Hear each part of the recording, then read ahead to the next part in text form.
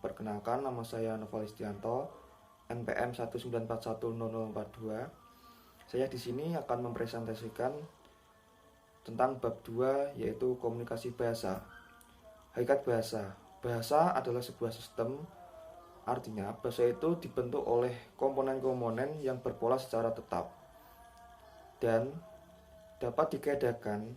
Namun sebagai sebuah sistem, bahasa bersifat sistematis. Dengan sistematis, maksudnya bahasa itu tersusun menurut pola tertentu.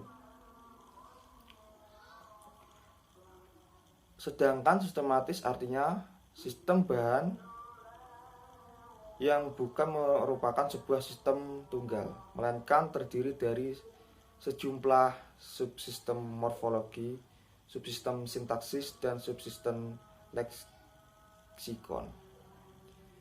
Sistem bahasa yang dibicarakan di atas adalah berupa lambang-lambang dalam bentuk bunyi, makna yang terkonsep, seperti lambang bahasa yang berbunyi kuda, melambangkan konsep atau makna sejenis binatang berkaki 4 yang bisa dikendarai.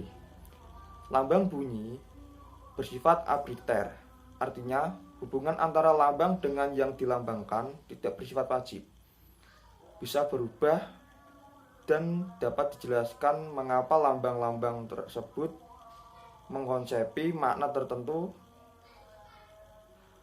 Namun meskipun lambang itu bersifat arbiter, lambang bersifat konvensional, yang artinya setiap penutur bahasa akan mematuhi hubungan antara lambang dengan yang dilambangkan, seperti kasus kuda yang telah dibicarakan. Bahasa juga bersifat produktif, dengan sejumlah unsur yang terbatas, namun dapat dibuat satu-satuan dan ujar-ujaran yang hampir tidak terbatas. Kasus seperti ini bisa kita jumpai dalam Kamus Bahasa Indonesia 23.000 kata.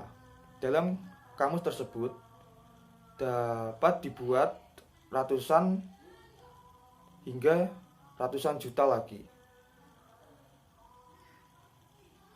Bahasa juga bersifat dinamis, maksudnya selalu berubah-ubah sesuai kurun waktu dan kejadian-kejadian pada waktu ini. Selain itu, jumlah penutur dan pengguna yang berbeda juga bersifat heterogen dan mempunyai latar belakang yang berbeda.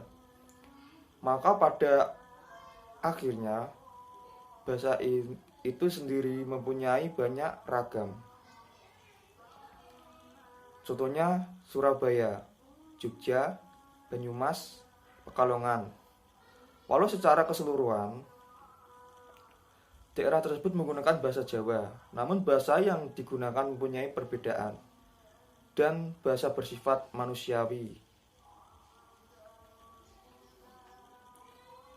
Fungsi bahasa dilihat dari segi penutur, bahasa berfungsi sebagai personal. Dilihat dari segi pendengar, berfungsi sebagai direktif. Dilihat dari segi kontak penutur dan pendengar, fungsinya sebagai menjalin hubungan. Dilihat dari topik, ujaran berfungsi sebagai alat untuk membicarakan objek.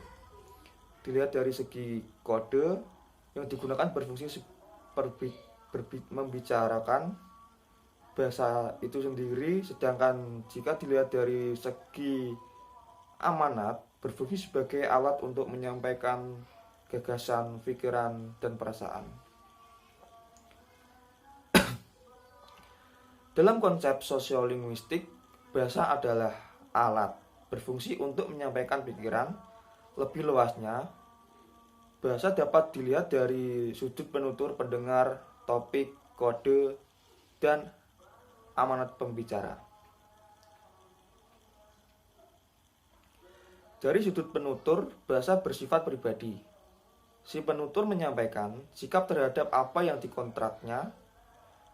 2.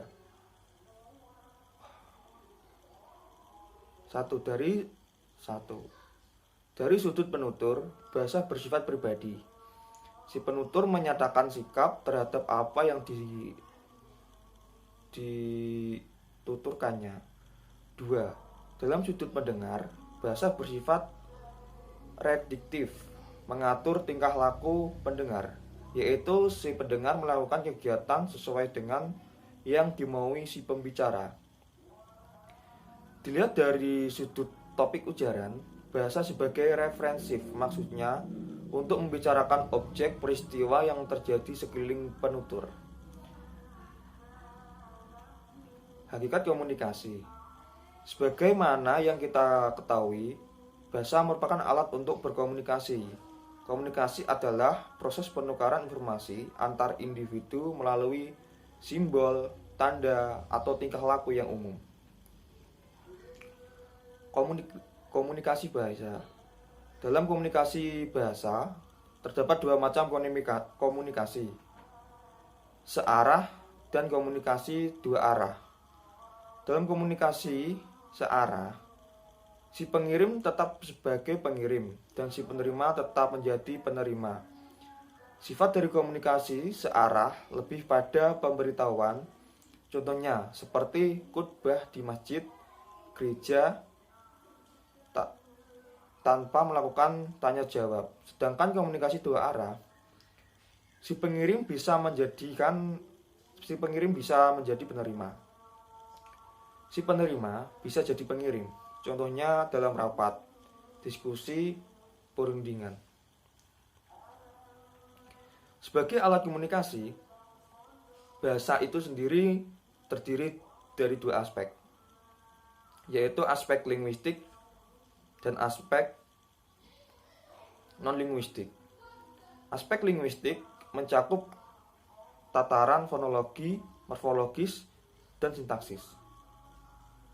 Ketiga tataran ini mendukung terbentuknya akan sampaian, yaitu semantrik, makna, gagasan, ide, konsep. Adapun non-linguistik mencakup 1. Kualitas ujaran seperti falsato, suara tinggi, staccato, suara terputus-putus, dan sebagainya.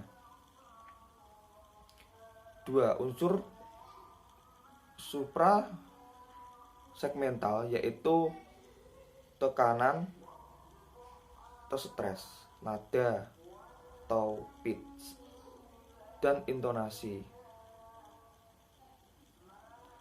3. Jarak dan gerak tubuh. 4. Raban yang